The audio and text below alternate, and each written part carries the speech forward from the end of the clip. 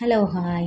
ഇന്ന് അപ്പത്തിൻ്റെയും ചപ്പാത്തിയുടെയും പൂരിയുടെയും പൊറോട്ടയുടെ ഒക്കെ കൂടെ കഴിക്കാൻ പറ്റുന്നൊരു വെള്ളക്കടല മസാലയാണ്. അതിന് വേണ്ടിയിട്ട് ഒരു മിക്സിയുടെ ജാറിലേക്ക് സവാള, ഇഞ്ചി, വെളുത്തുള്ളി, തക്കാളി, ഒരു പച്ചമുളക്, മഞ്ഞൾപ്പൊടി, മുളക് പൊടി, മല്ലിപ്പൊടി, ഗരം മസാലപ്പൊടി, അല്പം കസൂരി മേത്തി ഇതെല്ലാം കൂടി ഇട്ടിട്ട് നന്നായി പേസ്റ്റ് പോലെ അരച്ച് മാറ്റി വെക്കുക. ഇനി കുക്കറിലേക്ക് അല്പം ജീരകം, ഏലക്ക, പട്ട, ഗ്രാമ്പൂ ഇതെല്ലാം ഒന്ന് പൊട്ടിക്കഴിഞ്ഞതിന് ശേഷം നമ്മൾ അരച്ച് വെച്ചിട്ടുള്ള മസാല ഇട്ട് കൊടുക്കുക.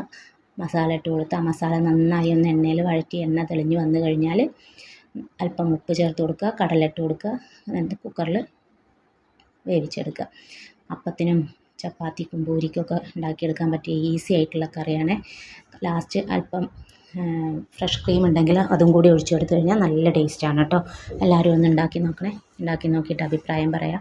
എൻ്റെ ചാനൽ ഇഷ്ടമാവുന്നുണ്ടെന്നുണ്ടെങ്കിൽ ലൈക്ക് ചെയ്യുക, ഷെയർ ചെയ്യുക, സബ്സ്ക്രൈബ് ചെയ്യുക.